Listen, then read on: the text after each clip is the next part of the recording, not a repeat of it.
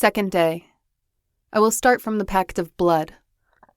The same means that the White Atlanteans mixed their blood with the representatives of the native populaces, who were also of white race, generating the first dynasties of warrior kings of divine origin. They would affirm then, because they descended from the White Atlanteans, who declared to be sons of gods. But the warrior kings had preserved that divine legacy, supporting it in a spiritual and bloody aristocracy, protecting their racial purity. That is what they would make for millenniums, until the enemy strategy operating through the foreign cultures achieved to blind or derange them, and this took them to break the Pact of Blood. And such fail of compromise with the sons of the gods was, as you will see next, Doctor, cause of great ills. Of course, the Blood Pact included something more than the genetic legacy. In first place was the promise of the wisdom.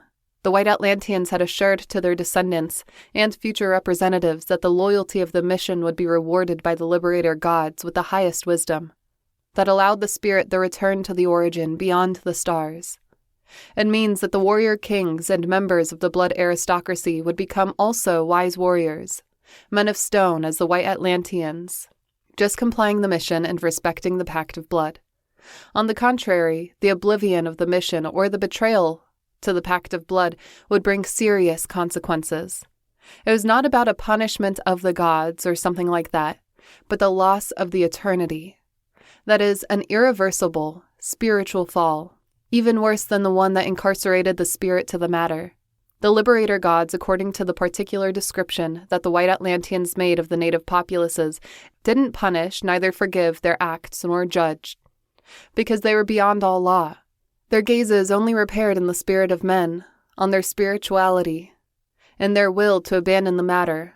Those who loved the creation, those who wanted to remain subjected to the suffering and pain of the animal life, those who, by sustaining these illusions or other similar, forgot the mission or betrayed the Pact of Blood, would face no punishment. No, was just assured the loss of the eternity, unless that it could be considered a punishment, the implacable indifference that the gods exhibit to all the traitors. Referred to the wisdom, the native populaces received in every case a direct proof that they could acquire a superior knowledge, a concrete evidence which talked more than the incomprehensible arts employed in the megalithic constructions. And this proof was undeniable, which situated the native populaces over any other that had not made pacts with the Atlanteans, consisted in the comprehension of the architecture and the form to domesticate and govern the animal populations useful to men. Indeed, since the departure of the White Atlanteans, the native populaces counted to sustain themselves in their place, and to comply with their mission, with the powerful help of the agriculture and the animal breeding. No matter what they were before, collectors, hunters, or just looter warriors, the magic enclosure of the fields and the plotting of the walled cities had to be realized in the land using a stone plow, and that the White Atlanteans gave to the native populaces for that purpose. It was a lytic instrument designed and constructed by them, from which they never had to separate, in which they would use only to found the agricultural and urban sectors of the occupied space. Naturally, this was a proof of the wisdom, but not the wisdom itself. And what about the wisdom? When would be obtained the knowledge that allowed the spirit to travel beyond the stars? Individually, it depended of the will employed to return to the origin, and the orientation of that will. Anyone could leave in any moment, and from any place if the wisdom from the will to return and the orientation towards the origin was acquired. The combat against the potencies of the matter would need to be resolved. In this case, personally, that would constitute a feat of the spirit and would be taken in great value by the liberator gods. Collectively, otherwise, the wisdom of the liberation of the spirit that would make possible the departure of all the wise warriors to Katagar, and from there towards the origin, would be obtained only when the theater of operations of the essential war be transferred again to the earth. Then the liberator gods would come back to manifest themselves unto men to guide the forces of the spirit in the final battle against the potencies of the matter. Until then, the wise warriors would have to comply effectively with the mission to prepare for the final battle. And then, when they had been summoned by the gods to occupy their battle position, the wise warrior would have to demonstrate altogether the wisdom of the spirit. Just as the White Atlanteans affirmed, that would be unavoidable if the native spirits fulfilled their mission and respected the blood pact, because then the highest wisdom would coincide with the strongest will to return to the origin, with the highest courage disposed to fight against the potencies of the matter, and with the maximum spiritual hostility against the non-spiritual. Collectively, the highest wisdom would be revealed at the end, during the final battle, in a moment when all the wise warriors would be able to recognize each other simultaneously. How? The opportunity would be recognized directly with the pure blood, in an inner perception, or through the stone of Venus. To the warrior kings of each allied populace, that's to say, to their offspring, the White Atlanteans also had a stone of Venus, a gem similar to an emerald of the size of a child's fist. Such stone, which had been brought to the earth by the liberator gods, was not faceted at all, but finely polished, showing over a sector of the surface a light concavity in which center was observed the sign of the origin.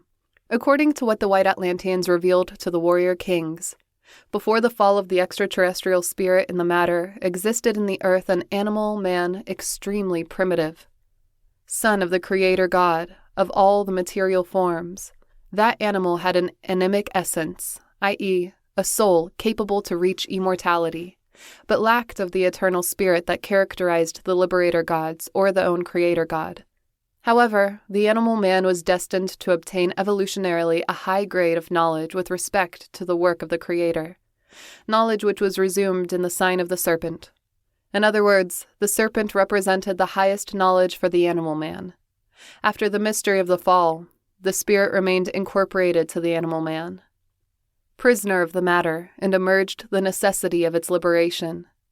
The liberator gods, who in this were such terrible as the damn creator god captivating spirits, only attended, as I said, to those who disposed of the will to return to the origin and exhibited orientation towards the origin. To those brave spirits, the gods said, "You have lost the origin and you are a prisoner of the serpent. With the sign of the origin comprehend the serpent, and you will be free again in the origin." Hence, the wisdom consisted to understand the serpent.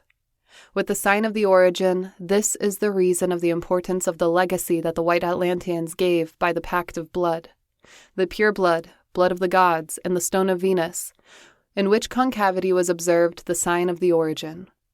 That legacy undoubtedly could save the spirit if, with the sign of the origin, the serpent is understood, just as the gods ordained. But to obtain the wisdom for the liberation of the spirit would not be an easy task, because in the stone of Venus was not engraved the sign of the origin.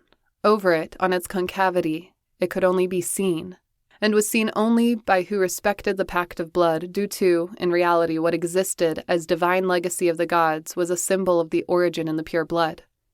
The sign of the origin, observed in the stone of Venus, was just the reflection of the symbol of the origin present in the pure blood of the warrior kings, of the wise warriors, of the sons of the gods, of the semi-divine men, who, attached to the animal body and to a material soul, had an eternal spirit. If the Pact of Blood was betrayed, if the blood turned impure, the symbol of the origin would be debilitated and would not be possible to see the sign of the origin over the stone of Venus anymore. Would be lost in this manner the possibility to comprehend the serpent, the maximum wisdom, and with it the chance to be incorporated in the essential war. On the contrary, if the Pact of Blood was respected, if the pure blood was preserved, then the stone of Venus could be denominated with justice, mirror of the pure blood, and those who could see over it in the sign of the origin would be initiates in the mystery of the pure blood, real wise warriors. The White Atlanteans affirmed that their continental advance was guided directly by a great white chief that they called Navutan. The chief was only seen by them, and for whom they felt a deep respect and veneration, had fame to have been who revealed to the own White Atlanteans the sign of the origin. Naturally, the sign of the origin would be incommunicable because it can only be seen by who has previously, in his blood, the symbol of the origin. The stone of Venus, mirror of the pure blood, allowed to obtain an external reflect of the symbol of the origin. But such reflect, the sign of the origin, could not be communicated neither by initiation nor by any other social function if the receptor lacked from the legacy of the symbol of the origin. Even amongst the White Atlanteans, it was a time where only a few, individually, achieved to know the symbol of the origin. The difficulty was represented by the impossibility to establish a correspondence between the uncreated and the created, like if the matter was impotent to reflect the uncreated. In fact, the stones of Venus had been structurally modified by the liberator gods to accomplish its function. With the purpose to resolve this problem and provide to their race the highest wisdom, even higher than the Lytic wisdom knew by them, Navutan had descended to hell. At least that was what the White Atlanteans related. Here he fought against the potencies of the matter, but he didn't achieve to force them to reflect the symbol of the origin and make it able to be seen by all the members of his race. It seems that was Freya, his divine wife, who resolved the problem. She expressed the sign of the origin through the dance. All the movements of the dance proceeded from the movement of the birds, of their archetypes. The discovery of Freya allowed Navutan to comprehend the sign of the origin with the language of the birds and to express it in the same way. But this was not a language composed by sounds, but by significant movements, which were realized by some groups of birds, especially the wade birds, like the heron or the crane, or the gallinaceous, like the partridge, the peafowl, or the pheasant. According to Navutan, to understand the symbol of the origin, were required exactly 13 plus 3 runes. In other words, an alphabet of 16 signs denominated runes or varunes. Thanks to Navutan and Freya, the White Atlanteans were haruspeks, from the Aves spire, i.e., they were gifted to comprehend the sign of the origin observing the flight of the birds, the language of the birds of the matter. In this form would be synthesized the wisdom of Navutan, who understands the alphabet of 16 runes, would comprehend the language of the birds. Who understands the language of the birds would comprehend the sign of the origin. Who understands the sign of the origin would comprehend the serpent. And who comprehends the serpent with the sign of the origin could be free in the origin.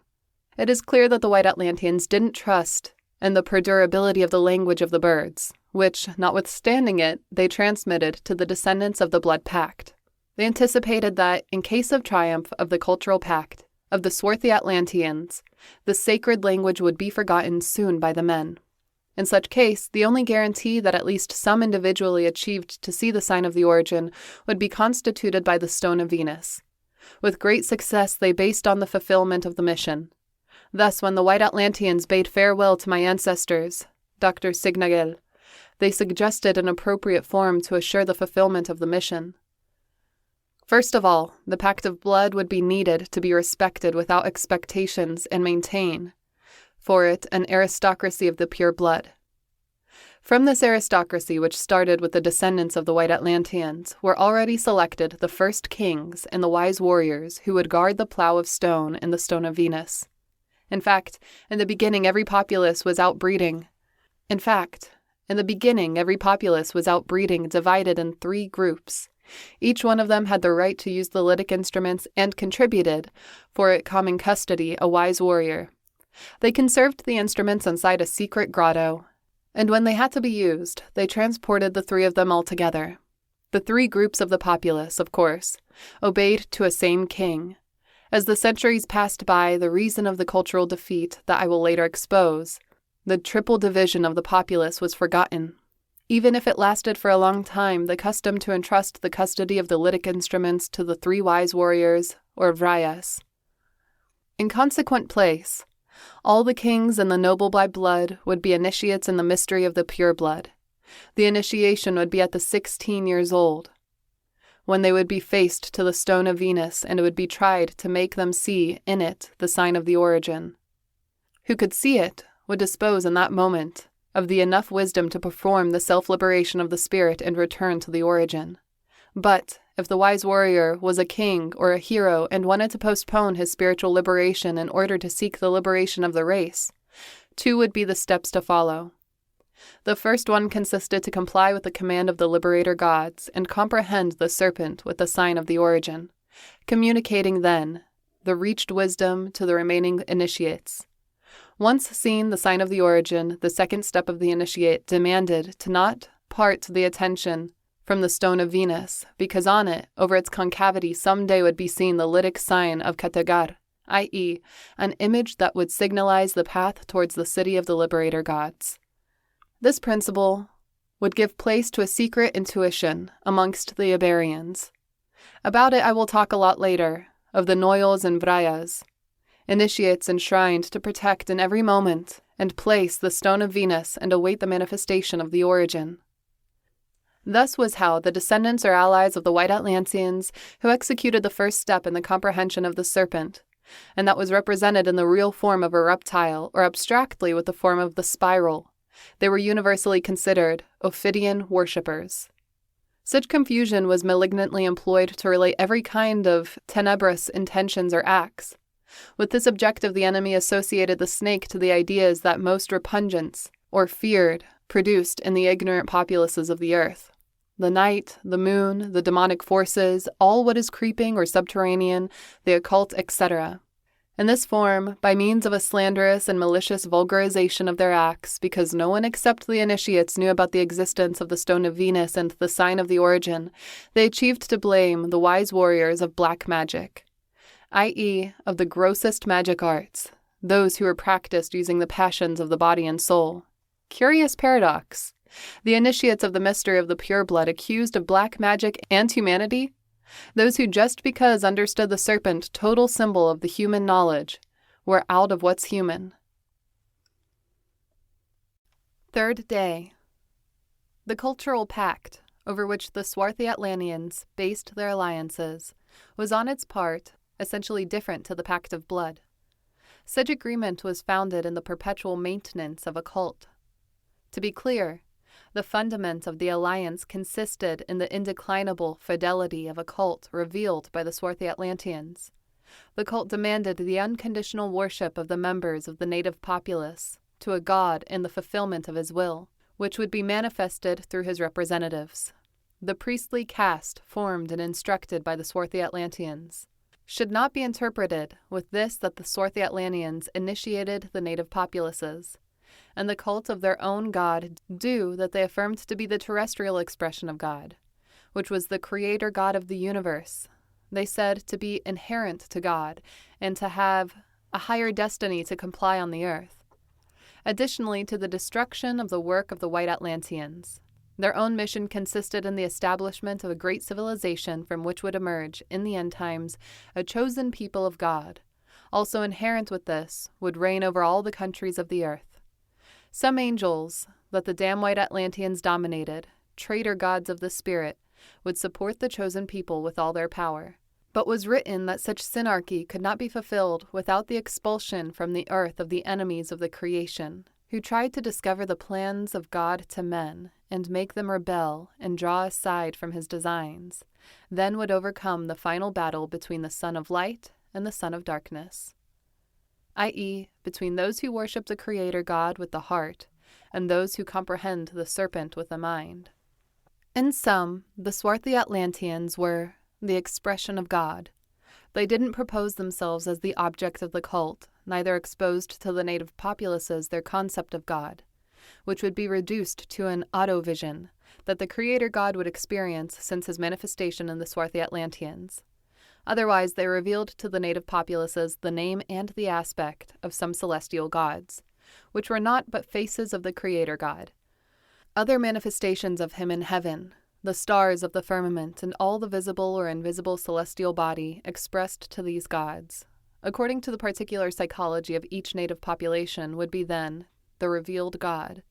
To some of them, the most primitive, would be shown God as the sun, the moon, a planet or star, or a particular constellation. To others, more evolved, would be told, in that or such star resided the god of their cults. In this case, they were authorized to represent their god through a fetish or idol which symbolized his hidden face, which was perceived by the highest priests in his astral residence. Anyway, being God a star, or behind a star, or manifested in the surrounding world, in the whole creation, in the swarthy Atlanteans, or in any other priestly caste, the materialism of such conception is evident. Just by deepening a little on it would become patent the matter, placed, as always, a real extreme of the creation of God, when not as the same substance of God, constituting the natural reference of the gods, the essential support of the divine existence.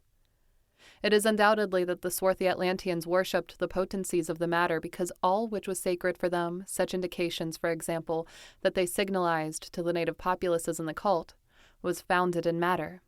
In fact, the sanctity which was obtained by the priestly practice proceeded from an inexorable sanctification of the body, and the consequent power, demonstrative of the priestly superiority, consisted in the dominion of the forces of the nature, or, in a last instance, of every force. But the forces were not but the manifestations of the gods. The forces emerged from the matter or were guided by it, and its formalization was equivalent to its deification. This is the wind, the fire, the thunder, the light, could not be nothing else but gods or the will of the gods. The dominion of the forces was in this way a communion with the gods. And for this reason, the highest priestly sanctity which was demonstrated by the dominion of the soul, being this conceived as body or as force, meaning also the most abject submission to the potencies of matter. The movement of the stars denoted the acts of the gods. The divine plans were developed with such movements in which every rhythm, period, or cycle had a decisive meaning for the human life. Therefore, the swarthy Atlanteans divinized time under the form of the astral or natural cycles, and they transmitted to the native populaces the beliefs in the eras or great years. During a great year which was concreted one part of the plan that the gods had plotted for the men, their terrestrial destiny. The last great year, which would last for approximately 26,000 years, would have started many years before, when the swan of the sky had approached to the earth and the man of the Atlantis saw descending the god Sanat. He came to be king of the world, sent by the sun god Ton, the father of mankind, who is son of the dog god Sin. The swarthy Atlanteans glorified the moment when Sanat arrived to the earth, and they diffused among the native populations the symbol of the swan as a sign of such primordial remembrance. Thenceforth, the symbol of the swan, and later of every pilmped bird, was universally considered as an evidence that some determined native populace had concerted the cultural pact. It means that even though the worshipped god was different, Beleno, Lug, Bran, Proteo, etc., the common identification with the symbol of the swan revealed the institution of the cultural pact. Subsequently, after the departure of the Atlanteans, the struggle between the native populaces would be symbolized as a struggle between the swan and the serpent, because the conflict was between the followers of the symbol of the swan and those who understood the symbol of the serpent. Of course, the meaning of this allegory was only known by the initiates. The god Sanat had installed himself in the throne of the ancient kings of the world, existent since millions of years before the Corn Palace of the White Island Gig, subsequently known in the Tibet as Chang Shambhala or Dejong. From there he had disposed to govern countless souls, because the White Island was in the land of the dead. However, to the White Island only arrived the souls of the priests, of those who in all the eras had worshipped the Creator God, the King of the world, chaired with white fraternity or a white brotherhood constituted by holier priests, dead or alive, and supported in their work over mankind with the power of those mysterious angels, seraphim, Nephilim, that the White Atlanteans qualified as traitor gods to the spirit of men. According to the White Atlanteans, the seraphim, Nephilim, were only 200, but their power was so huge that they reigned over all of the occult hierarchy of the earth. They counted to exert such power with the authorization of the Creator God, and they were blindly obeyed by the initiated priest of the cultural pact, who were part of the occult hierarchy or white hierarchy of the earth. In sum, in Chang Shambhala and the White Island existed the white fraternity, on whose head were the seraphim Nephilim and the King of the world. It must be clarified that the witness predicated over the insular mansion of the King of the world or his fraternity was not referring to a racial quality of the dwellers or members, but to the illumination that unfailingly they would have in regard to the other men. The light, indeed, was the most divine thing, but the internal light, visible for the eyes of the soul or the solar light, which sustained life, and was perceived with the senses of the body, and the devotion shows, one more time, the metaphysical materialism which sustained the swarthy Atlanteans. According to them, in the grade that the soul evolved and elevated toward the Creator God, its light increased. That is to say, increased its aptitude to receive and give light, to become finally impure light. Naturally, that light was something created by God.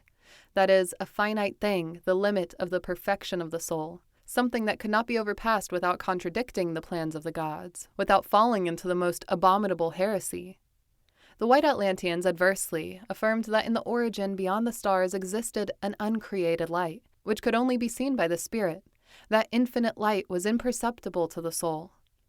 However, although invisible, before it the soul felt as facing the most impenetrable blackness, an infinite abyss, and remained plugged in an uncontrollable horror. And that was because the uncreated light of the spirit transmitted to the soul the intuition of the eternal death in which it, as every created thing, would end its existence at the end of the super great year of manifestation of the Creator God, one Mahamanvantara. Hence, the whiteness of the fraternity to which belonged the swarthy Atlanteans not proceeded from the color of the skin of their members, but from the light of their souls. The white fraternity was not racial, but religious. Its rows were nourished only by initiated priests, who occupied always a fair place, according to their devotion and obedience to the gods. The blood of the living had a relative value for them. If with their purity they maintained themselves attached to the allied native populace, then they would have to preserve it. Moreover, if the protection of the cult required of the miscegenation with the other population, it could be degraded with no problems. The cult would be the axis of the existence for the native populace, and all would be subordinated to it in importance. All, at the end, would be sacrificed by the cult. In first place, the pure blood of the allied populaces of the White Atlanteans was part of the mission, a duty of the cultural pact. The spilled pure blood produced joy in the gods, and they claimed their offerings. For this reason, the initiated priests had to be sacrificer of the pure blood. They had to exterminate the wise warriors or destroy their genetic legacy. They had to neutralize the Pact of Blood. I have described hitherto the main characteristics of both pacts. I couldn't avoid the employment of obscure or unusual concepts, but you will have to comprehend, appreciated doctor, that I don't have the necessary time to enter in major details. However, before to continue with the history of my people and my family, I will make a commentary referring to the consequences that the alliances with the Atlanteans brought to the native populations. If in something stood out the priestly castes formed by the swarthy Atlanteans, apart from their fanaticism and cruelty, was in the art of the deceit. They made literally any sacrifice if it contributed to the preservation of the cult, the fulfillment of the mission, such high purpose that satisfied the will of the gods, justified any of the employed methods, and that converted them in masters of the deceit. And for this reason must not surprise that many times they simulated to be kings, or they shielded behind nobles and kings, if that favored their plans.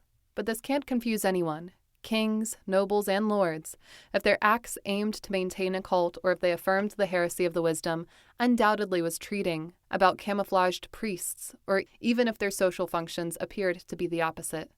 The principle to establish the filiation of an allied population of the Atlanteans consists in the opposition between the cult and the wisdom, the sustenance of a cult to the potencies of the matter, the gods who situate themselves over men and approve their miserable earthly existence, the creator gods or determiners of the fate of men, puts automatically their worshippers in the mark of the cultural pact, being or not the priests at sight. On the contrary, the gods of the White Atlanteans required nor cult nor priests. They talked directly in the pure blood of the warriors, and they, just hearing their voices, became wise. They had not come to comfort men in their miserable condition of being a slave in the earth, but to incite the human spirit to the rebellion against the Creator God of the material prison, and recover the absolute freedom in the origin beyond all the stars. Here would be always a servant of the flesh, condemned to the suffering and pain of life. There would the God who was before such a powerful as all. And of course, would be no peace for the spirit while the return towards the origin was not fulfilled. Meanwhile, the original freedom was not reconquered. The spirit was a stranger in the earth and prisoner of the earth, except for the one who was asleep, confused and in extreme loss, bewitched by the illusion of the great deceit. In the earth, the spirit could only be permanently manifested in war against the potencies of matter that had him prisoner. If the peace was in the origin, here could only be war for the awake spirit. That is to say, for the wise spirit, and the wisdom could only be contrary to every cult that obeyed men to bow down before a god. The creator gods never talked about peace, but of war and strategy. Hence, the strategy consisted to be an alert state and preserve the site agreed with the White Atlanteans, until the day in which the operation theater of the essential war be transferred again to the earth. And this was not peace, but the preparation for the war, But to comply with the mission, the Pact of Blood maintains people in an alert state that demanded some technique, a special way of life that allowed them to live as strangers in the earth. The White Atlanteans had transferred to the native people a similar way of life. Many of its guidelines would be actually incomprehensible. However, I will try to expose the most evident principles in which it was based to achieve the proposed objectives. Simply concerned to three concepts: the principle of occupation, the principle of enclosure, and the principle of the wall. Three concepts complemented by such legacy of the Atlantean wisdom, which were the agriculture and the animal breeding. In first place, the allied populations of the White Atlanteans would never forget the principle of the occupation of the territory and would have to prescind definitively from the principle of the property of the land sustained by the followers of the swarthy Atlanteans. In other words, the dwelled land was land occupied and not land owned. Occupied to whom? To the enemy, the potencies of the matter. The conviction of this main restriction would be enough to maintain the alert state because the occupant populace was in this form conscious that the enemy would try to recover the territory by means of any type, under the form of the native populations, allies of the swarthy Atlanteans, as another invader populace or as the adversity of the forces of nature. To believe in the property of land, on the contrary, meant to put the guard down in front of the enemy, lose the alert state, and succumb to its power of illusion. Understanding and accepting the principle of occupation, the native populaces could proceed, in second term, to fence the occupied territory or at least signalize its area. Why?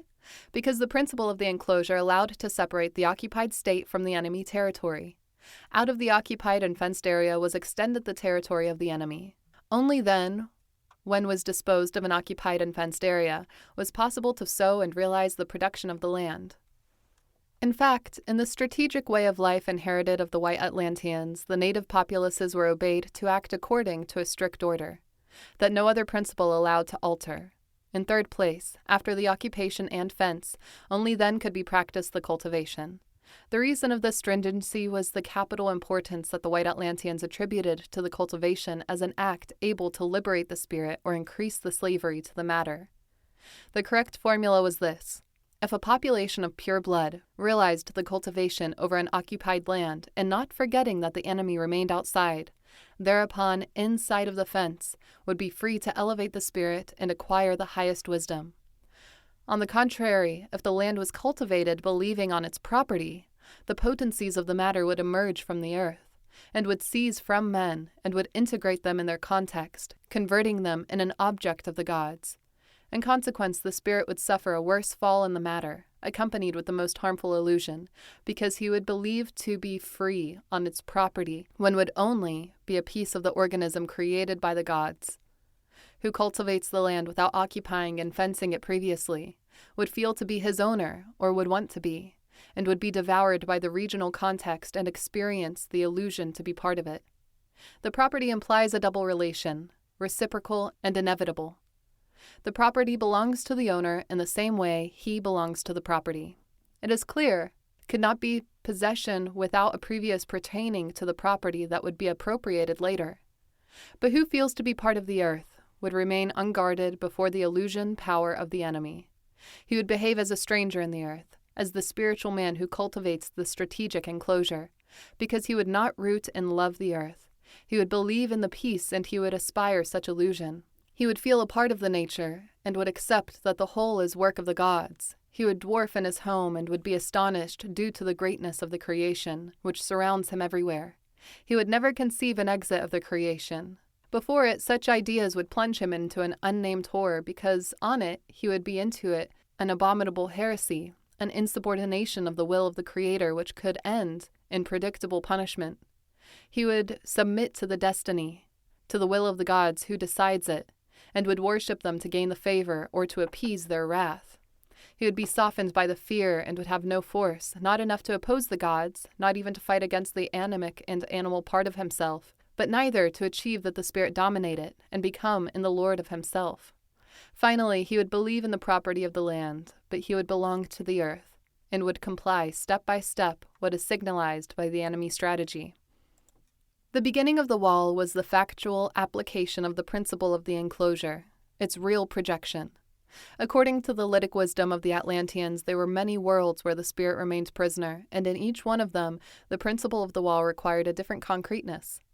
In the physical world, its correct application conduced to the stone wall, the most effective strategic force against any pressure of the enemy. For this reason, the native populaces were going to comply the mission, and participated in the Pact of Blood, which instructed by the White Atlanteans in the construction of walls of stone as fundamental ingredient of their way of life. All who occupied and fenced the land to practice the cultivation, with a purpose to sustain the place of some work of the White Atlanteans, had able to raise stone walls. But the elevation of the walls not depended only on the characteristics of the occupied land, but on its construction, had to intervene secret principles of the lytic wisdom, principles of the strategy of the essential war, principles that only the initiated in the mystery of the pure blood, the wise warriors, could know. It will be better understood the reason of this condition if I say that the White Atlanteans advised to look with one eye to the wall and with the other to the origin. What would only be possible if the wall was referred in some way to the origin. The principle to establish the filiation of an allied populace of the Atlanteans consists in the opposition between the cult and the wisdom. But what are the factual evidences, the concrete proofs, in other words, which is more evident to determine if it treats about a cult or wisdom? In every case, must be observed if there exists the temple or the wall of war. Due to the practice of a cult is inextricably associated with the existence of a corresponding temple. The temple is the factual fundament of the cult, its material extreme, and as the practice of the wisdom is inextricably associated with the existence of a strategic wall, the wall of war is the factual fundament of the strategic way of life, the material seat, the principle. This principle explains the fact that the white fraternity has sustained in the earth, in every historic time, communities and secret orders specialized in the construction of temples, which would closely collaborate with the priests of the cultural pact. And this explains also the fact that the lords of Agartha sustain, through the history, the order of stone wall constructors, orders integrated exclusively by the white descendants of the White Atlanteans, who dominate the lytic wisdom and the strategy of the essential war. Fourth day. For all we have seen, will be evident that the strategic mode of life could only proceed from a type of culture rather austere. In fact, the populaces of the Pact of Blood never stood out for any other cultural value but for the ability for the war. Because these populations at the beginning behaved like real strangers in the earth, they occupied the region where they lived, perhaps for centuries, but always thinking to leave, always preparing for the war, always distrusting of the reality of the world and demonstrating an essential hostility against the strange gods. Must not surprise, then, that they fabricated few utensils and even less sumptuary objects.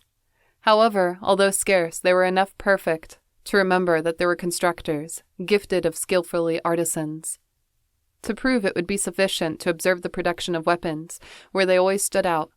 They were fabricated in quality, and mass always crescent, being proverbial the fear and respect produced by them and the populaces of the cultural pact, who experienced the efficacy of their offensive power. The populations of the cultural pact, contrarily to the occupants of the earth, believed in the property of the ground, loved the world, and worshipped the proprietary gods. Their cultures were always abundant in the production of utensils and sumptuary and ornamental articles. Among them was accepted that the work of the land was despicable for men, even if it was practiced by obligation. Their major ability was instead in the commerce, what would serve them to diffuse their cultural objects and to impose the worship of their gods. According to their beliefs, men had to be resigned to their luck and tried to live in the best form in this world, such as the will of the gods, which could not be challenged, and to please that will, the correct was to serve his representatives in the earth, the priests and the kings of the cult. The kings transmitted to the populations the voice of the gods and begged to the gods for the favor of the population, stopped the arm of the king's lovers of war, and interceded for the populaces with the exaction of taxes became excessive. They were the authors of the land, and sometimes they distributed justice. What ills would not abate over the population if the priests were not there to appease the wrath of the gods? On the other hand, according to them, it was not necessary to search the wisdom to progress culturally and reach a high grade of civilization. It was enough to seek the perfection of knowledge, for example, was sufficient to surpass the utilitarian value of a utensil and then stylize it until transforms it into an artistic or sumptuary object. The wisdom was property of the gods, and they hated that men invaded the dominions. Men should not comprehend, just know and develop what they know, until in a limit of excellence of the thing, this guide to the knowledge of other things that would be also necessary to improve, multiplying in this way the amount and quality of the cultural objects, and evolving to form more complex of culture and civilization. Thanks to the priests because they condemned the heresy of the wisdom but approved with enthusiasm the application of the knowledge in the production of objects that would make more pleasant the human life. The civilizations of refined customs and exquisite luxuries significantly contrasted with the austere way of life of the populations of the Blood Pact. In the beginning, that difference, which was logic, not produced any effect in the populations of the Pact of Blood. Always suspicious of what could debilitate their warrior way of life, one fall would be produced, prophesied the wise warriors. If they allowed that the foreign cultures contaminated their customs, this certainly allowed them to resist for many centuries, while in the world the civilizations of the cultural pact grew and extended. Nevertheless, with the pass of the centuries, and due to numerous and varied reasons, the populations of the Pact of Blood ended succumbing to the populations of the cultural pact. Without being necessary to enter in details, it can be considered that two were the main causes of that result. By the part of the populations of the Pact of Blood, some collective fatigue that unnerved the warrior will, something like the stupor that for the moments usually invades the sentinels during the long surveillance. That fatigue, that stupor, that volitional weakness was leaving them unarmed in front of the enemy. By the part of the populations of the cultural pact, a diabolic strategy, perpetrated by the priests, based on the exploitation of the warrior fatigue through the temptation of the illusion. In this way, the populations of the Pact of Blood were tempted with the illusion of the peace, the illusion of the truce, the illusion of the cultural progress, the illusion of the comfort, of the enjoyment, the luxury, etc. Perhaps the most effective arm was the temptation of the beauty priestess love, specially trained to turn on the asleep passions of the warrior kings. With the temptation of the illusion, the priests were trying to make blood alliances with the combatant populaces, seal the treaties of peace with the consumption of weddings between members of the reigning royalties. Naturally, as it was about mating between individuals of the best lineages and of the same race, usually the degradation of the pure blood not occurred. What were searching the priests with these unions? The cultural domination above the populations of the pact. They had really clear that pure blood, by itself, was not to maintain the wisdom in the absence of the spiritual will to be free in the origin, will that was debilitated due to the war fatigue. The wisdom would make the spirit free in the origin and more powerful than the creator, but in this world, where the spirit is chained to the animal man, the cult of the creator God would end dominating the wisdom, burying it under the veil of terror and hate. Once culturally submitted, the priests would have time to degrade the pure blood of the populations of the Pact of Blood and to fulfill their own cultural pact. That's to say, destroy the works of the White Atlanteans. In my country, Dr. Signagel, things happen in that way. The kings, tired to fight and wait for the return of the liberator gods, were tempted by the illusion of a peace that assured them multiple advantages. If they allied the populations of the cultural pact, they would have access to their advanced culture, would share their refined customs, would enjoy the use of many cultural objects, would dwell in more comfortable houses, etc., and the alliances would be sealed with convenient weddings, unions that would maintain safe the dignity of the kings and would not obey them to concede, and the first opportunity the wisdom to the cult. They believed naively that they were making a truce in which they didn't lose anything, and where they had much to gain, and that belief, that blindness, that madness, that incomprehensible fatigue, that stupor, that spell was the ruin of my people and the worst fail to the Pact of the Blood, with the White Atlanteans, a lack of honor. Oh, what madness! To have believed that the cult and the wisdom could be reunited in just one hand. The result, the disaster I'd say, was that the priests crossed the walls and established themselves amongst the wise warriors. There they intrigued until imposing their cults and achieved to make them forget the wisdom, and finally they avidly devoted themselves to the rescue of the stones of Venus, which remitted with promptitude to the white fraternity through messengers who traveled to far regions. Only a few initiates had the honor and courage to refuse such condemnable claudication, and disposed the means to preserve the Stone of Venus and what remained of the wisdom. Within those initiates was one of my distant ancestors, who engraved the Stone of Venus, and the garniture of an iron sword was a weapon of imposing beauty and notable symbolism. In addition to be the support of the Stone of Venus, the crossword was upward, opened in 2 iron quillions that protected the hilt and gave to the set the form of inverted trident. The hilt, on its part, was of white bone like ivory, but coiled, and was affirmed with conviction that it belonged to the horn of the barbel unicorn, mythical animal which represented the spiritual man. And the pommel, made of iron as the blade, had also a pair of elevated quillions that formed a second inverted trident. In the Middle Ages, as will be seen later, other initiates engraved in the blade the inscription, Honor et Mortis. While this initiate established the law that such weapon had only been in the hands of the kings of the original lineage, the offspring of the White Atlanteans, vainly were, in this case, the attempts made by generations of priests to destroy the wise sword. It was conserved, while it was possible, and later, when it was not possible. It was occulted until the days of Leto de Tarsus, the ancestor who came to America in 1534. I repeat, the madness to gather in one lineage cult and the wisdom produced a disaster in the populations of the Pact of Blood. The interruption of the initiatic chain. It was in this way, in one moment, when the gods of the cult had imposed, the voice of the pure blood faded away, and the initiates lost the possibility to hear the liberator gods. The will to return to the origin had been debilitated long time ago, and now they had no orientation. Without the voice and without orientation towards the origin, there was no wisdom to transmit. The sign of the origin would not be seen anymore in the Stone of Venus. The initiates realized suddenly that something had been disengaged between them and the liberator gods.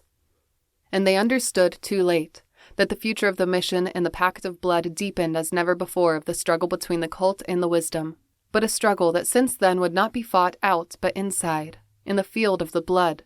What made the initiates, when they understood that irreversible reality, the shadows that abated the spirit, to counteract it?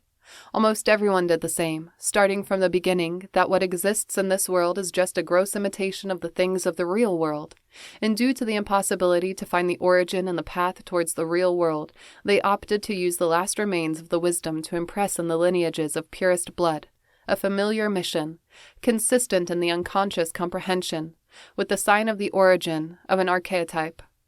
It must be adverted, the modest of this objective. The ancient initiates, the wise warriors, were capable to comprehend the serpent with the sign of the origin, and the serpent is a symbol which contains all the archetypes created by the God of the universe, symbol that was consciously understood with the uncreated sign of the origin. The initiates proposed, and there was no other option, that a family would work, blindly, on one created archetype, trying that the symbol of the origin present in the blood one day would be comprehended casually and would reveal the truth from the uncreated form. In sum, Dr. Signagel, to some lineages who had divine blood of the White Atlanteans flowing through their veins was assigned a familiar mission, an objective to reach through the past of countless generations that would go perpetually repeating a same tragedy, turning around a same archetype.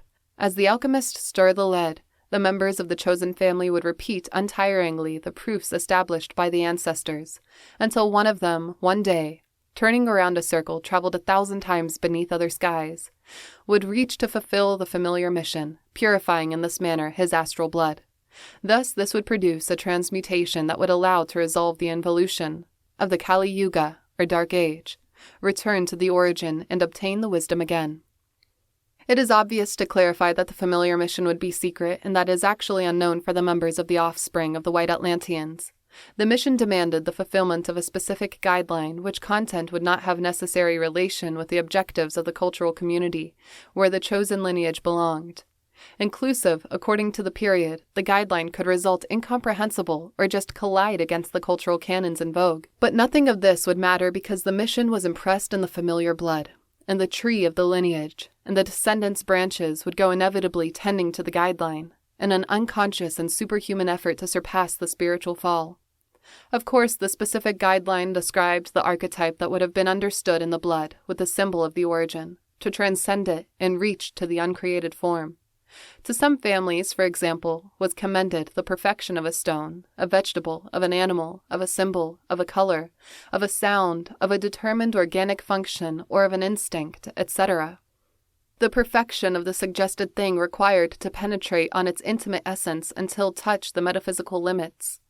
In other words, till the adaptation of the flawless form of the created archetype, thereby, considering that the created archetype is just a mere copy of the uncreated form, would be possible to orientate again towards the origin, if it was understood the archetype with the symbol of the origin present in the pure blood. And there was the wisdom. Thus, the familiar mission not finished with the simple transcendental apprehension of the created archetype, but it required its spiritual recreation. Starting by an existent quality in the world, he would back over it one and again, untiringly, for eons, until penetrating in its intimate essence and realize its archetypal perfection. It would be recreated then to the quality in the spirit and would be comprehended with the symbol of the origin. Only with this condition would be appropriated for the existence of the spirit. Only thus the spirit would exist beyond the created. Not perceiving the illusion of the created, but recreating what is perceived in the spirit and comprehending it with the uncreated. At complying it with the familiar mission, the astral blood, not the hemoglobin, would be purified and would make possible the transmutation which is own of the Hyperborean initiates or wise warriors, that transforms men into immortal superhuman. In the course of such, not evolutive way, the convoked ones, the called to fulfill the familiar mission, will be able to create magically many things. The initiates in the mystery of the pure blood would obtain, for example, a magic wine, a soma, homa, or amrita. After a millenary distillation of the liquor, this one is incorporated to the blood, recreated as transmutating nectar. Also, the manipulation of the sound permits to arrive to a superior harmony, to a music of the spheres, the spirit vibrating in a unique note. Om recreates the ineffable essence of the logos, the creator verb, and also such nectar as this sound or the other similar archetypal forms, which can be created in the spirit and understood by the symbol of the origin, comprehended by the uncreated, opening thus the doors of the origin and the wisdom. Your family, Dr. Signagal, was destined to produce an archetypal honey, the exquisite squash of the sweet. Since distant times, your ancestors had worked all the forms of the sugar, from the cultivation to the refinement, from the grossest molasses to the most excellent honey. One day the empirical usage was exhausted in a metaphysical sugar, that is, an archetype incorporated in the astral blood of the family, giving birth to a slow process of the interior refinement that ends with you. Today, the metaphysical sugar has been adjusted to the archetypal perfection, and the effort of thousands of ancestors have been condensed in you. The searched sweetness is in your heart. It is your turn to make the last step of the transmutation, recreate the archetypical sugar in the spirit, and comprehend it with the symbol of the origin. But I am not who have to talk about it, because your ancestors will make present one day, all together, and will claim you the fulfillment of the mission. 5th day. Now, as I already communicated you these indispensable antecedents, I'll enter completely in the history of my family, Dr. Signagal. The same, as I anticipated, descends directly from the White Atlanteans and, of course, of the ancient Hyperborean lineages. Thousands of years ago, the Iberians were also victims of that war fatigue, which was causing a widespread amnesia in the offspring of the White Atlanteans. First, it was flexibilizing the austerity of the customs, and was allowed the confusion of the urban habits of the cultural pact populations with the strategic way of life. Such cultural penetration had decisive incidence in the demoralization of the population, in the loss of the warrior alert. Then the alliances of blood were sealed, which, according to the deceit that the last wise warriors suffered, would accomplish the illusions of the peace, the riches, the comfort, the progress, etc. Logically, with the princes and princesses of the populaces of the cultural pact, came the priests to impose their cult to the traitor gods and the potencies of the matter. The warriors lost in this form their spirituality. They knew the fear and speculated with the value of life. They were still capable to fight, but only until the limits of fear, like the animals, and of course, they would become fearful of the gods, respectful of their supreme wills that no one would dare defy. They would not elevate then. the gaze from the earth, neither would seek the origin. Thence, only the heroes would realize the feats that the warriors not dared to realize. Sad place of expectation reserved to the heroes when in days of the White Atlanteans the entire race was a community of heroes. The triumph of the cult produced the oblivion of the wisdom. The spirit went sleeping in the pure blood, and only those wise warriors who still had a rest of lucidity realized the desperate attempt to impress the familiar mission. In the case of our lineage, Dr. Signagel, the insanity to collect in just one hand the cult and the wisdom took my ancestors to a demential proposal. They established as guideline the perfection of the cult, that is to say, that the thing which would be perfected by us would not be fortuity, as the color or the sound, but the own cult imposed by the priests, the worship to a deity revealed by the swarthy Atlanteans, and I'm referring precisely to Belicena, the goddess of the fire. But every cult is a description of the archetype. The familiar mission required then the demential objective to improve the cult until it adjustment with its archetype, which became soon a goddess. That's to say, an aspect of the creator, and, as culmination, was ordained to recreate in the spirit such archetype, that goddess, and comprehend it with the uncreated symbol of the origin. That was as to pretend that the spirit of a descendant member of the family lineage would include one day the Creator God, and the whole universe, to comprehend it later with the symbol of the origin. In other words, that was like demanding at the end the highest wisdom, the fulfillment of the commandments of the White Atlanteans, comprehend the serpent with the symbol of the origin.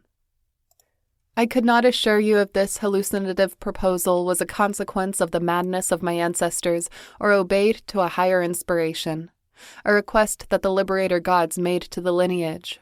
Peradventure, they knew since the beginning that one of us would reach to realize the familiar mission and would awake as a wise warrior in the same moment of his liberation, on the earth, the final battle. Because if we discard a mad act of the wise warriors and we accept that they worked totally conscious of what they supposed to obtain, it doesn't explain the difficulty of such mission, unless that its fulfillment would contribute to the strategy of the essential war and was trusted in the help of the invisible guide of the liberator gods. Perhaps then the liberator gods wanted to count during the final battle with initiates capable to confront them face to face, and had decided to prove some lineages as my own, with the appropriated instrument for it. This is the comprehension of the archetype of the gods.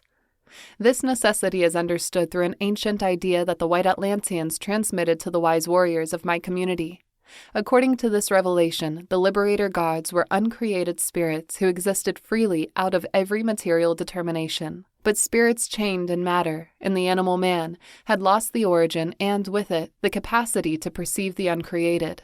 Only could relate themselves with the created, with the archetypical forms due to this liberator gods only could employ as clothing some archetypes of gods to manifest unto men.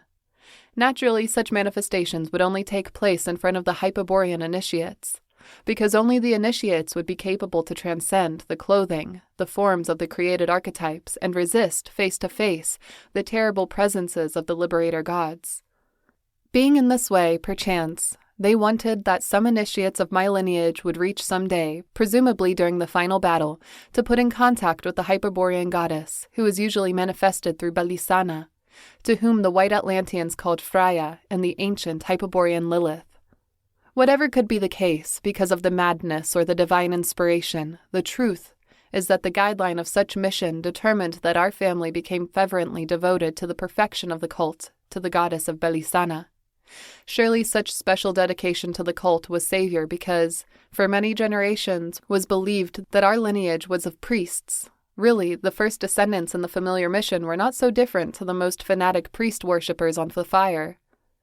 However, through the passive generations were emerging members who penetrated more and more in the essence of the igneous. The goddess Belicena was represented, in the primitive cult, by the flame of a perennial lamp of the swarthy Atlanteans.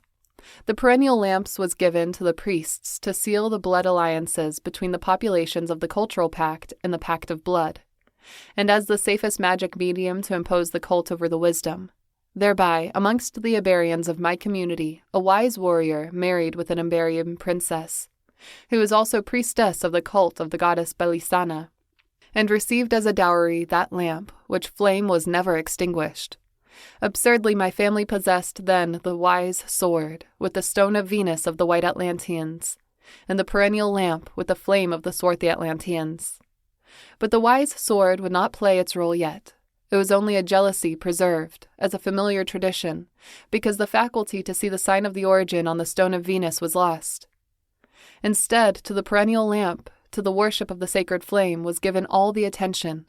Thus, some descendants achieved to improve the divine flame, approaching it more and more to the igneous archetype of the goddess, and also some descendants achieved to isolate and comprehend the essence of the igneous, incorporating the fire archetype in the familiar blood.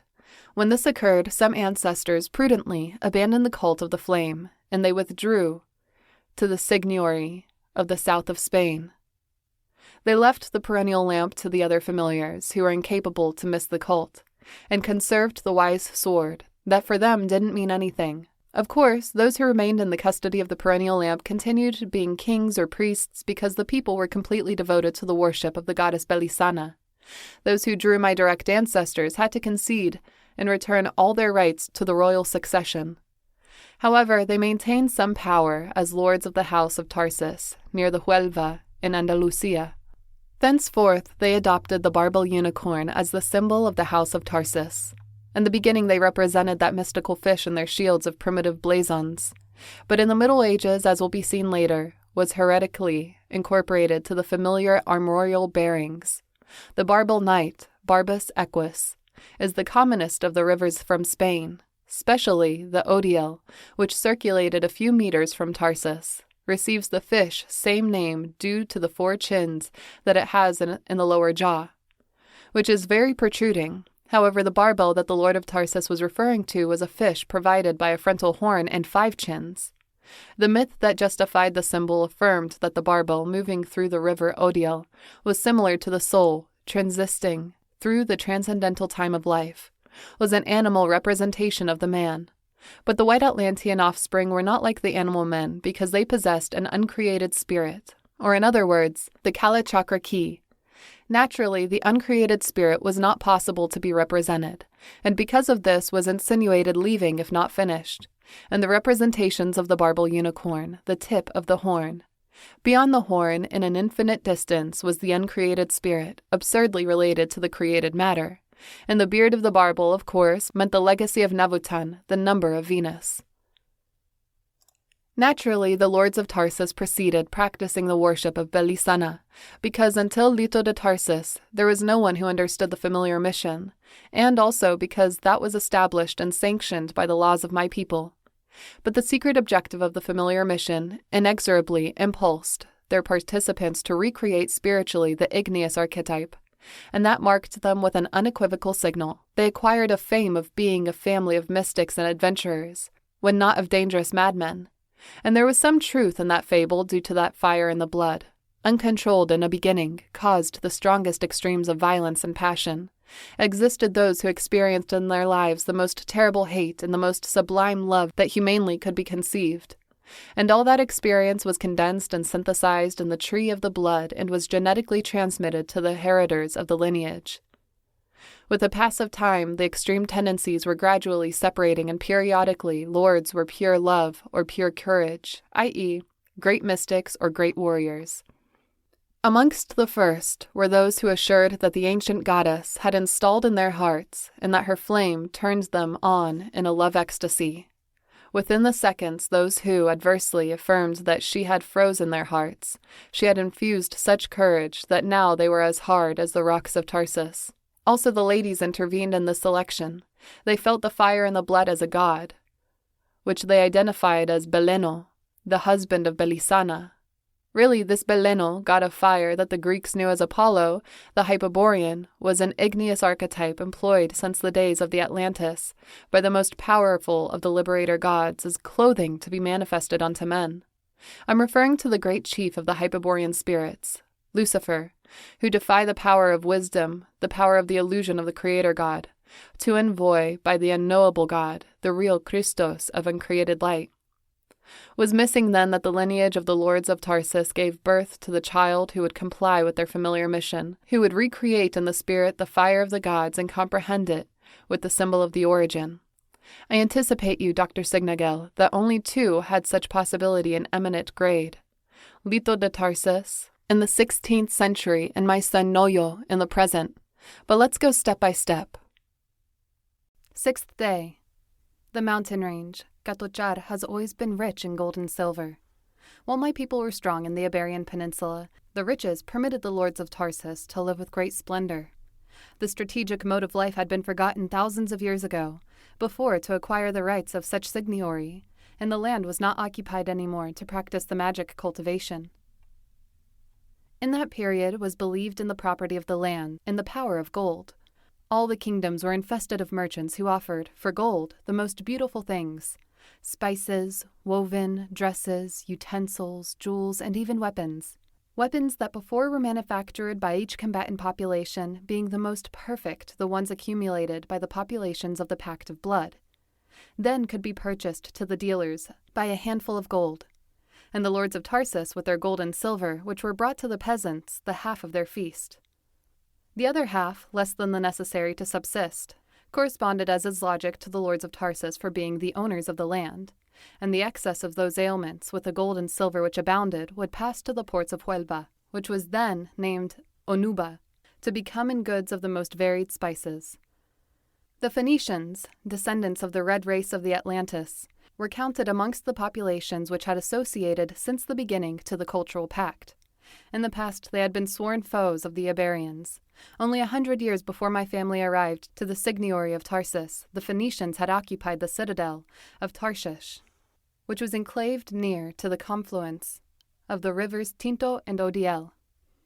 Finally, after a brief but fierce war, my people recovered the territory, although conditioned by a peace agreement which allowed the free market of the red race. From Tarshish to Onuba in little fluvial transports or in caravans, and from Onuba to the Middle East in foreign ships, the Phoenicians monopolized the trading of goods due to the presence of merchants from other populaces was incomparably minor. Without judging here the cultural pact that such commercial trade caused in the customs of my people, the truth is that the lords of Tarsus governed a calm population, was becoming famous for its richness and prosperity. But that illusory peace soon came to be perturbed, and not precisely as could be concluded in a superficial observation, but the gold of Tarsus would awake the greed of the foreign populaces and conquerors. Such greed existed, and invaders and conquerors were many. However, the main reason of all problems, and finally the ruin of the House of Tarsus, was the advent of the golems. Since the 8th century BC, approximately, when Sargon, king of Assyria, destroyed the kingdom of Israel, the golems started to appear in the Iberian Peninsula. First they came accompanying the Phoenician merchants and landed in all the ports of the Mediterranean Sea, but then was proved that they also advanced by land, behind a Scythian population that they dominated Asia Minor. The population, which was of our same race, crossed Europe from east to west and arrived to Spain 2 centuries later, when the destructive work of the damned golems was advanced enough. The golems, for their part, clearly evidenced that they belonged to another race, and they affirmed it with pride. They were members, they conceded, of the chosen people by the Creator God to reign over the earth. Their masters were the Egyptian priests, and they came thereby in representation of the swarthy Atlanteans, all the native populations of the peninsula which arrived with the golems. Not remembered the strategic way of life, and they were in power of priests of different cults. The mission of the golems consisted in to demonstrate their priestly authority and unify the cults. For it they disposed of diabolic powers they evoked undoubtedly to the swarthy Atlanteans, and a cruelty with no limits. Then the Creator God and the potencies of the matter sent them to reaffirm the cultural pact.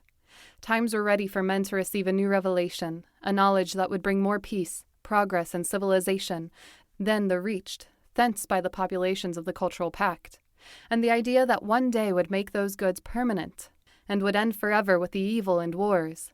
That revelation, that knowledge, that idea was synthesized in the next concept: the singularity of God behind the plurality of the cults. The golems, indeed, had to come to illuminate the populations, and the priests of all cults, relating to the multiplicity of God and the necessary union that this one maintains on his own sphere. This would be the formula. Above all things are the gods, and above all the gods is the One. For this reason they not pretended to replace the gods or change their names, neither to alter the forms of the cults. It is natural, they said, that God has many names, because he exhibits many faces. It is comprehensible also the existence of many cults to worship the different faces of God. Nothing of this offends God, nothing of this questions his unity, but when the One will show inflexible with men, where he won't accept apologies, where he will put his 1,000 justness eyes, will be in the sacrifice of the cult. Because whatever could be the form of the cult, the sacrifice is one. That's to say, the sacrifice participates from the One. According to this newfangled revelation, the unity of the Creator was proved in the ritual sacrifice, and the worship of the Creator for every cult was demonstrated by the ritual sacrifice. Oh, Doctor, even if today those cults seem to be distant practices of ancient times, I can't think without shudder with horror in the thousands of human victims produced by the discovery of the golems. I will refer now to a tough aspect of the behavior of the golems. Perhaps the key is in the fact that they considered the Creator God in his absolute unity as masculine. The One, in fact, was a male god, and nothing was above or below him to equilibrate or neutralize that polarity. They admitted a relative cosmic androgyny until a specific level, dwelled by gods and goddesses, properly mated. But in the summit, as creator and lord of the other gods, was the One, who was not androgyny, neither neuter but masculine. The One not admitted goddesses beside him, because he by himself was enough to exist, was a lonely male god. With such aberrant conception must not surprise that the golems were also lonely men. However, even if the key of their behavior is here, it must not be so easy to derive from this the principle that took them to the practice between the onanism and the ritual sodomy. Because there usually dwelled in forests, away from the population, and their depraved practices many believed that the golems came from Phrygia, where existed an ancient cult of the male Bibi, which was also related to the sodomite priests. There the priests castrated themselves voluntarily, and the temple was guarded by a court of eunuchs. Others suppose that they came from India, where was known since ancient times a cult of phallus worshippers. But the golems didn't come from Phrygia, neither from India, but from Canaan. And they not practiced the castration, neither the worship of the phallus, but simply the sodomy. They had exiled the women in the same way that their god had dethroned all the goddesses. They had solitary life, and usually exempt from pleasures, except the ritual sodomy, which represented the self-sufficiency of him. Logically, even if the golems were extremely tolerant to the form of the cults, and the only in what they didn't transgress was in what concerned to the unity of God in the sacrifice, is understood that they manifested predilection from the populations which their cults personified male gods, and some contempt to the worshippers of the goddesses. Very soon this attitude of indifference or contempt was not just of rejection that the golems dispensed to the goddess, would enter in collision with such particular form that the Iberian people had adopted in the cult of Belicena. But they counted, certainly, with the support of the potencies of matter. Another form, their success could not be explained. Due to, in relatively short time, they achieved to dominate the populaces of Hispania, an inclusive Hibernia, Britain, Armorica, and Gaul. Even by the increasing power of the golem, their sinister doctrine would have not produced any harm to the lords of Tarsus, always disposed to accept all that contributed to improve the practice of the cult. Were not the sacrifices of the One what determined the luck of my family, but other activity that the golems realized with great energy. They attempted by every means to fulfill the second part of the cultural pact. It means that even though it was not necessary to make the war with the populations of the Pact of Blood anymore, because they were already culturally defeated, still remained intact many megalithic works of the White Atlanteans, and that constituted a sin that cried to heaven. The populations of the cultural pact missed to their compromises with the gods, and that guilty would be severely punished. Nevertheless, and by luck for them, existed a solution: to practice the sacrifice with the major rigor and help the golems in the fulfillment of the mission. In other words, the native populations had now to be consecrated to the sacrifice themselves and sacrifice, and as a reward the golems would release them from the divine punishment, executing the destruction of the megalithic works or their neutralization. This would be all, if it was not because the gods had made a warning, and who disobeyed it would risk to be destroyed without mercy and an exemplary punishment of men. What would not be forgotten in no way thence, due to the patience of the gods was exhausted, was the remembrance of the Pact of Blood in the quest for the wisdom. There was the forbidden, the abominable for the eyes of the gods, but the most forbidden and most abominable and irredeemable sin was without doubt the desire to conserve the stone of Venus, would suffer the sentence of the extermination, i.e., he would pay with the destruction of his lineage, with the annihilation of all the members of his lineage. It is not necessary to say that the golems obtained very soon almost all of the stones that still continued in the hands of the native populations. Contrarily to the priests of the cult, they only remitted some of them to the white fraternity. Others were reserved to be used in magical acts because they boasted to know their secrets and use it in behoof of their plans. And to them dominated pejoratively serpent eggs. The lords of Tarsus, it is very clear, never trusted in the golems, neither were intimidated by their threats. But the wise sword was a reality that had converted in popular legend, and which could not be seriously denied. The golems suspected from the beginning that in such arm existed a secret vestige of the Pact of Blood. Because the lords of Tarsus not acceded to give it voluntarily, and that it could not be bought at any price, decided to apply against them all the resources of the magic, the diabolic powers of the power of matter. And here the surprise of the golems was huge because they realized that such powers couldn't do anything against the dimensional fire that turned on the blood of the lords of Tarsus. The madness, warrior or mystical, which distinguished them as unpredictable and indomitable men, situated them also out of the reach of the magic spells of the golems. They had no other choice, according to their demonic designs, than to appropriate by force the wise sword and condemn the house of Tarsus to the extermination sentence. This was, Dr. Signagel, the real reason of the continuous state of war that the lords of Tarsus had to live onwards, what meant the definitive loss of the illusory sovereignty enjoyed until then, and not the greed that foreign populaces and conquerors would have fed by their riches.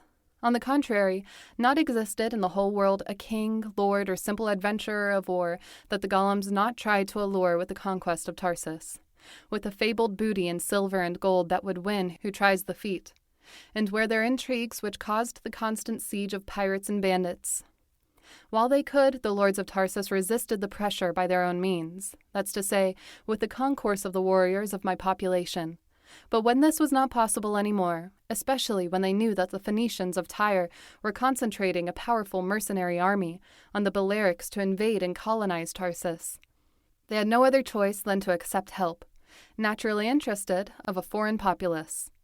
They requested help to Lydia, a Pelasgian nation from the Aegean Sea, integrated by eminent navigators whose overseas ships landed in Onuba 2 or 3 times every year to merchandise with the people of Tarsus.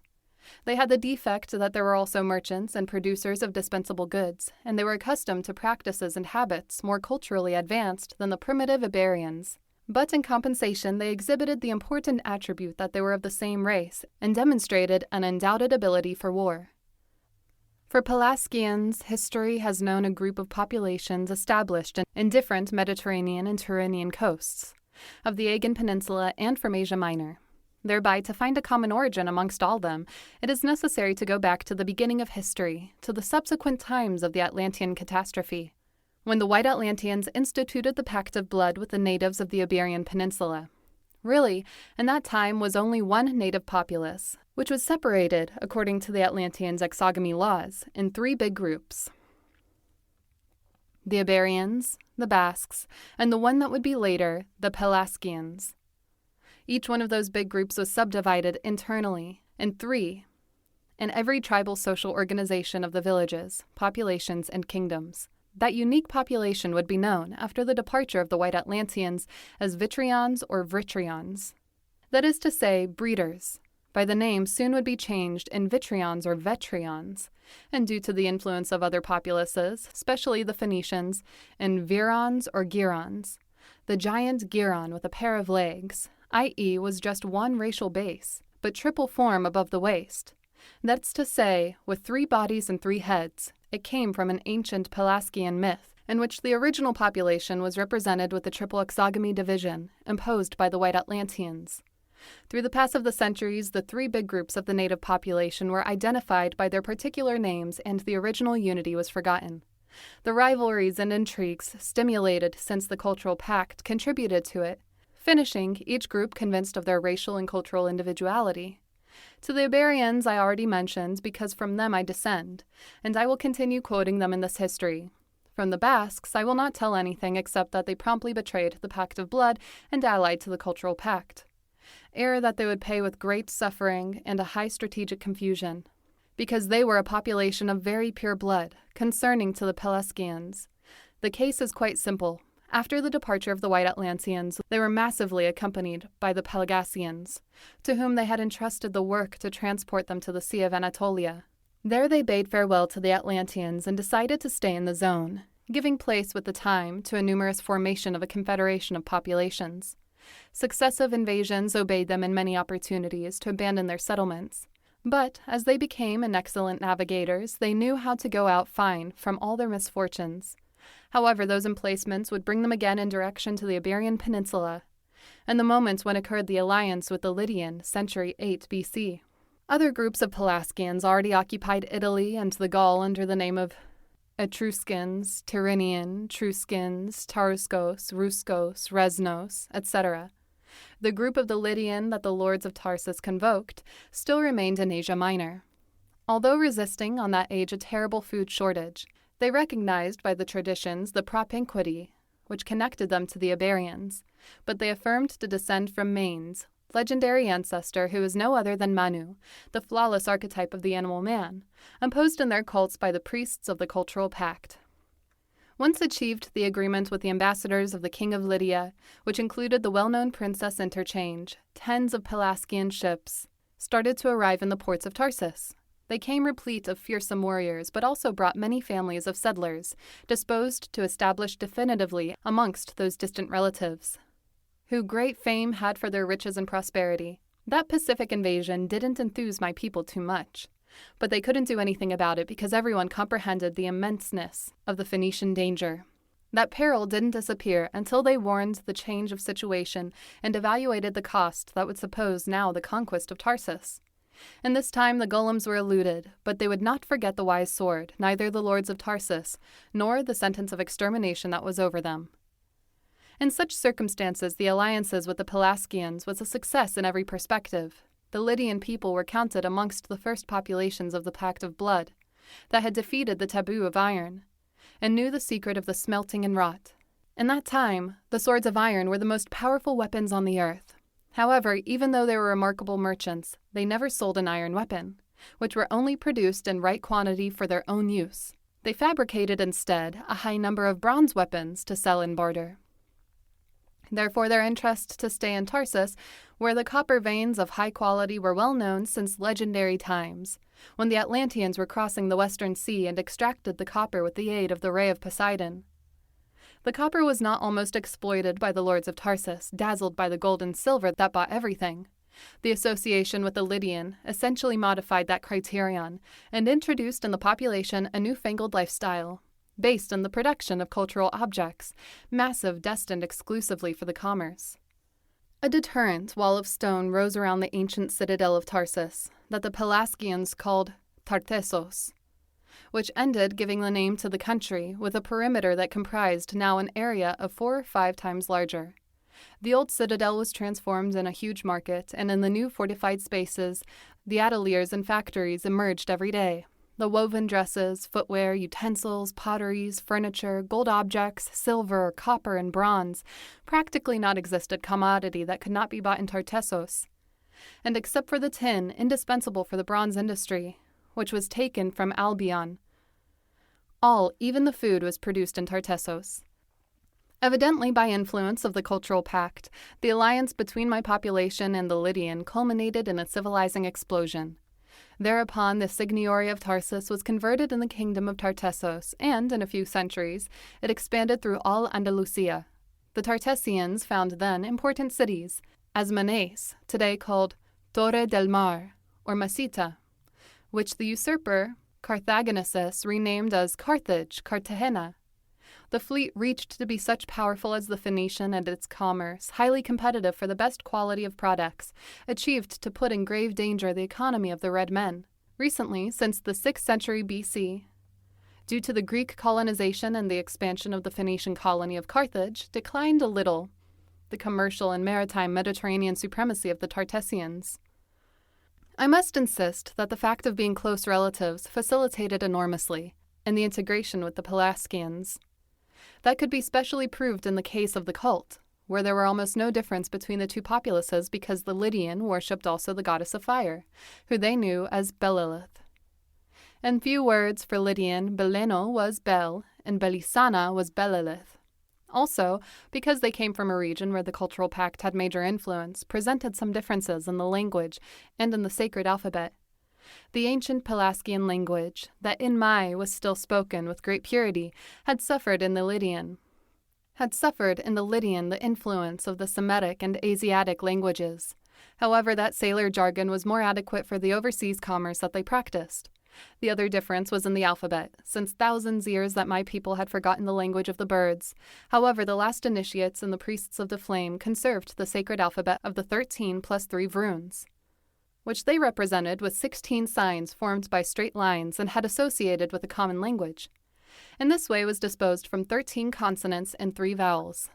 The vowels were only known by the lords of Tarsus because they expressed the Pelasgian name, secret, of the goddess Moon, something like Loa. Well, the newness that brought the Lydian was a sacred alphabet composed by 13 plus 5 letters, i.e. by 18 signs which represented quiet sounds of the common language. They had also 13 consonants, but the vowels were 5, and the 2 added, the Lydian could not suppress them anymore without losing more than the half of their words. The most important of all this, something that would have to be agreed immediately, was the name of the goddess and the number of the sacred alphabet. In regard to the first, it was agreed to refer to the goddess in the successive by an older name, which was common to the two populaces, Pyrene. Since then, Belicena and Belilith would be for the Tartessians the goddess of fire, Pyrene. Referring to the second, the lords of Tarsus were affected in that moment by the enemy pressure. They had no other choice than to accept the imposition of the sacred alphabet of 18 letters. The only solace, they said with irony, consisted in that the number 18 was most pleasant for the goddess then 16. Otherwise, the Lydian had suffered a similar luck to my people. In some moments of their history, they were defeated by the war fatigue and finally yielded to the populaces of the cultural pact. And the last of their initiates achieved then to impress the familiar missions, even in the highest number of lineages, than those that existed among my people. That explained the enormous amount of families of artisans, specialized in the most varied occupations that integrated the population of the Lydian. 7th day. The mountain ranges of Sierra Morena are part of the divisory Marianica, which separates the south of Andalusia from the rest of the Iberian Peninsula, from the Mediterranean. In front of the Belares, up to the Gordo Hill and the base level of the river Guadiana, its land relief has an approximated longitude of 600 kilometers, in the occidental extreme giving origin to the river Odiel, which goes from the east to the southeast of the Sierra de Aracena. In one of its hills is enclaved the Templar Castle, from which I will refer later. Many chains of minor mountain ranges extended to the south. One of them is the one of the river Tinto, from where comes the river of the same name. Others Catochar, settlement of the main mines of the House of Tarsus. The rivers Tinto and Odiel extend toward the Golfo de Cadiz and converge a few kilometers before the coast, forming a wide estuary. In the fringe of the terrain that is between both rivers, over the base level of the Odiel, is established there since ancient times the fluvial and maritime city of Onuba, today called Huelva. And some 25 kilometers from Onuba, Odiel above, was located the ancient citadel of Tarsus. In the environs of the actual village of Valdeverde del Camino, the river Tinto, red wine-colored, or Pinto, receives the name due to its waters descend crimson, stained by the iron minerals that collects in Sierra Aracena. The Odiel, otherwise, was always a sacred river for the Iberians, and due to this they identified it with the most important vrun, the vrun that represents the name of Navutan, the great chief of the White Atlanteans. It seems that Navutan meant Lord, Na-Vutan. In the language of the White Atlanteans, the different Indo-German populations which participated in the Pact of Blood, but when they fell to the strategy of the cultural pact, they concluded that it was referring to a god and they worshipped him under different names, all derived from Navutan. In this way, he was called Nabu, from Nabutan, Wotan, from Navutan or Nawothan, Odan or Odin, from Navodan or Navodin, Odiel or Odal, from Navodiel or Navodal, etc. 5 kilometers to the north of the citadel of Tarsus, in the mountain ranges system of the Sierra Catochar, is located the hill Char, name that means fire and verb in diverse Iberian dialects. On its peak existed an ash forest which was venerated by the Iberians in memory of Navotan. There the White Atlanteans had erected an enormous menhir, signalized with his rune. They had planted it in the middle of the forest, in a site where strangely existed a little group of apple trees. In the days of the lords of Tarsus only survived one of those trees, and no one knew to explain if the others disappeared by natural causes or by intentional deforestation. The one that remained planted was like 20 steps from the menhir, and was seen with no doubts that it was a tree many times centennial. All the pre-Greek Mediterranean antiquity knew the existence of the apple trees of Tarsus, where the devotees of the goddess of fire usually realized annual pilgrimages. In a beginning, indeed, the ashes and apple trees were associated to Navotan and Freya, respectively. Later, after the alliance of blood with the populaces of the cultural pact, the priests consecrated the apple tree of Tarsus to the goddess Belicena and established the custom to celebrate the cult around its old trunk. For it, they constructed a stone altar composed by 2 columns and a transversal paving stone, whereon the perennial lamp was placed. That immortal fire represented the goddess and the apple tree the path to follow. While the priests were teaching, the creator god wrote the cult in the seed of the apple tree. The tree was just a part of the required message to the destiny of man. The flower, for example, was equivalent to the heart of man.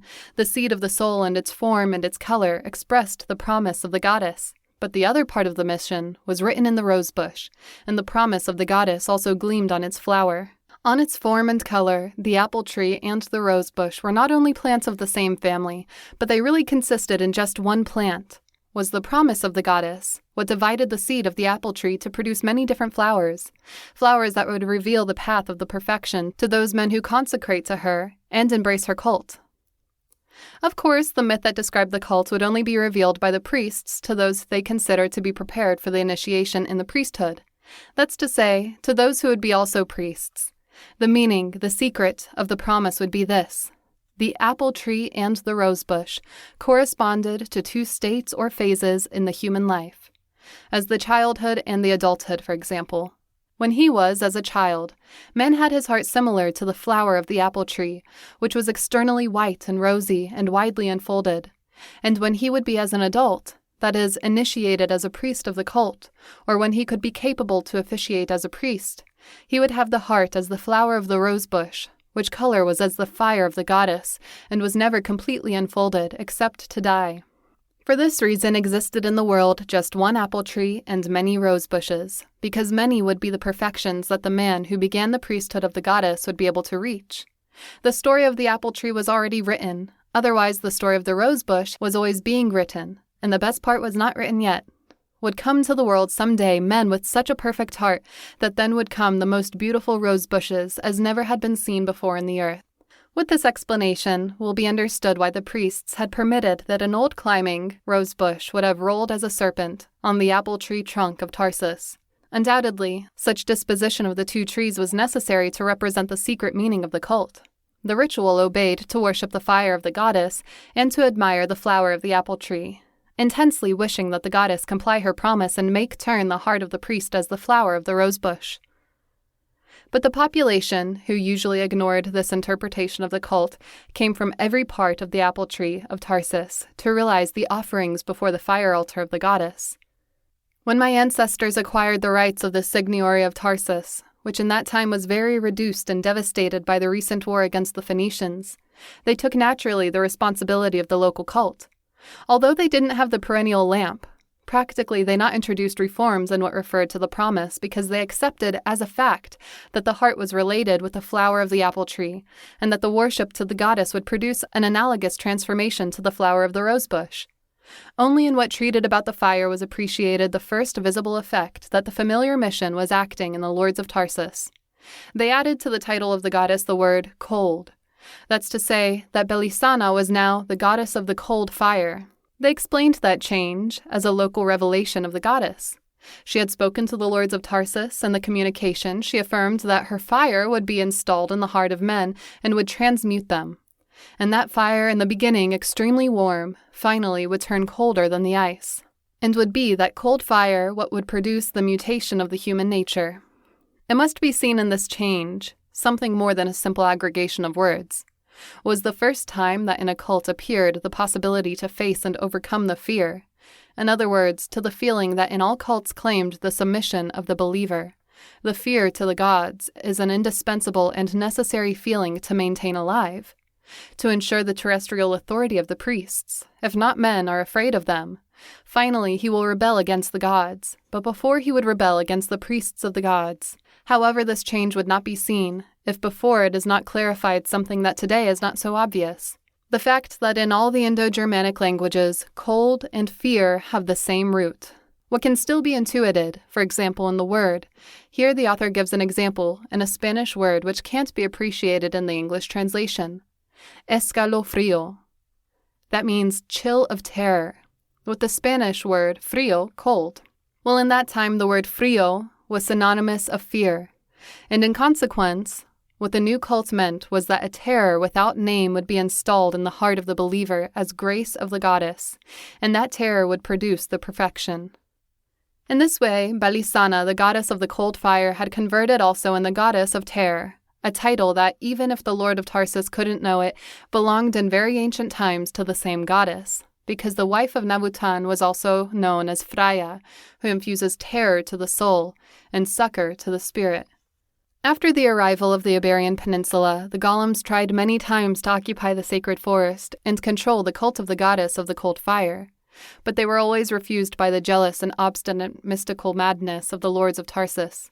Even they reached to offer a genuine perennial lamp of the swarthy Atlanteans, knowing that they didn't have one, and that they were obeyed to permanently watch the flame of their primitive lamp of oil and asbestos. It is not necessary to clarify that they offered it in turn of the unification of the cult in the institution of the ritual sacrifice, and that such proposal resulted unacceptable for the lords of Tarsus. The reason is obvious at this part of the narration, and it is also evident that such resistance, unusual for who had imposed all over the native populaces, added to their impossibility in the appropriation of the wise sword, what was permanently exasperating them against the lords of Tarsus. The reaction of the golems unchained that international campaign, encouraging the conquest of Tarsus, what ended in the dangerous Phoenician invasion attempt from the Balearics and Gades or Cadiz. But the lords of Tarsus convoked the Lydian and made the Phoenicians desist from their conquest project, at least for the next 4 centuries. From the alliance between Iberians and Lydian emerged the Empire of Tartessos, which soon expanded through all Andalusia, and deprived the Phoenicians of coast colonies and their territory. The Bellares and the Isla de Leon, settlements of Gades, remained isolated of mainland because the Tartessians were only allowed to maintain an exiguous commerce through their own ports. What would be the next reaction of the golems before such might which was developing out of their control, and that was all frustrating their plans? Before, to give answer to that, estimated and paradoxically patient Dr. Signagel, I must make you aware of the consequences that the presence of the Lydian produced to the cult of the cold fire. To understand the next, we only need to remember that the Lydian were more educated than the Iberians, that's to say, more culturally civilized. Instead, the more uneducated Iberians, in other words, more barbarous, were more spiritually cultivated than the Lydian. They possessed more wisdom than knowledge. Those differences would produce that the Lydian princes, now from the same family of the lords of Tarsus, would accept without deepening in the esoteric meaning of the cult of the goddess of the cold fire, therefore would be denominated by common agree Pyrene, and would employ all their effort to improve the exoteric form of the cult. Such application goes always in detriment of the esoteric part, and as could not be in other way, with the time would result fatal for the Tartessians. But this you will see then, as I announced, I am going step by step. The Lydians, as in other industries, were skilled artisans of stone. What do you believe that they made in their eagerness in the development of the exterior form of the cult? They decided, before of the horror of their Iberian relatives, that nothing could make to avoid it, to carve the menhir in the sacred forest with the image of Pyrene. The sculpture would contribute in the sustaining of the cult, they explained, due to the necessity of the Lydian people of a more specifically image of the goddess. Her representation as the flame was too abstract for them. The menhir consisted in a brute stone olive-colored, of some 5 meters of elevation, and of truncated cone form. The Lydian proposed to employ it completely to carve the head of the goddess. According to their project, the nape had to be in front of the apple tree, in such form that the divine face would see directly to the population, and the people distributed in a surrounding clear space from where was performed the ritual scene would see the face of the goddess and behind it the apple tree of Tarsus. 2 master sculptors working in the carving, one on the sculpt of the face and the other the serpentine forelocks. Meanwhile, other 3 assistants were occupied to make the cavity of the nape, connecting with the eyes of the goddess. The work was not finished before 5 years. Even when the iron tools of the Lydian allowed to advance a lot in the beginning, the proposed polished termination demanded them many years of work. Really, the Tartessians would continue polishing for decades the head of Pyrene, until it endow an impressive realism.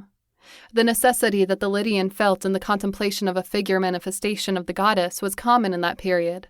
The populations of the cultural pact were experiencing then a widespread fall in the exoterism of the cult. What took them to worship the most formal and apparent aspects of the deity? The populations presaged that the gods were retiring from inside, but they could only detain from outside. For that reason they were desperately clung to the bodies and the divine faces, and to any natural form which represented them.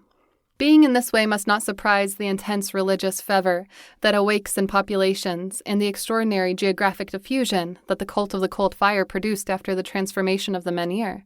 Apart from the Tartessians, prideful depositaries of the promise of the goddess, people from 1,000 different populations pilgrimaged toward the sacred forests of Tartessos to be present in the ritual of the cold fire. Among others were the Iberians and Ligurians, coming from all the corners of the peninsula, and the brilliant Pelasgians from Tyrrhenia, and the portly Berbers from Libya, and the silent Spartans, Lacedaemonia, and the tattooed Picts from the Albion, etc., and all those who reached to Pyrene came disposed to die. To die, yes. Due to that was the condition of the promise, the requirement of her grace. As all her worshippers knew, the goddess had the power to convert men in gods, to elevate them to the heaven of the gods. But, as all also knew, the strange chosen ones that she accepted had previously to pass through the test of the cold fire. That's to say, through the experience of her fatal gaze. And such experience ended generally in the physical death of the chosen one, according to what their adepts knew, and without that such certainty affected in nothing the fascination for her. There were much more chosen ones who had died than the provenly reborn. Those who received her fatal gaze certainly fell, and many, most of them, never stand up. But some of them did, and that remote possibility was enough for the worshippers of the goddess to risk everything. Those who would awake from the death would be those who really had given their hearts to the cold fire of the goddess, and those who she would reward, taking them as husbands. For her grace, when reborn, the chosen one would not be a man of flesh and bones, but a man of immortal stone, a son of the death. Thus titles in the beginning constituted an enigma for the lords of Tarsus, who introduced the reform of the cold fire in the ancient cult of Belicena, because they affirmed to have received directly from the goddess and a mystical inspiration, although they supposed that was referring to a superior condition of men, near to the gods of the great ancestors. But then, when amongst the same lords of Tarsus existed men of stone, the answer became suddenly clear. But occurred that such answer was not suitable for the asleep men, neither to the chosen ones, who with the most fervor worshipped the goddess. The men of stone would silent to the secret, of which would only talk amongst them and would form a college of Tartessian hierophants to preserve it. Therefore would be the Tartessians' hierophants, that's to say my ancestors, transmuted by the cold fire who would control the march of the cult.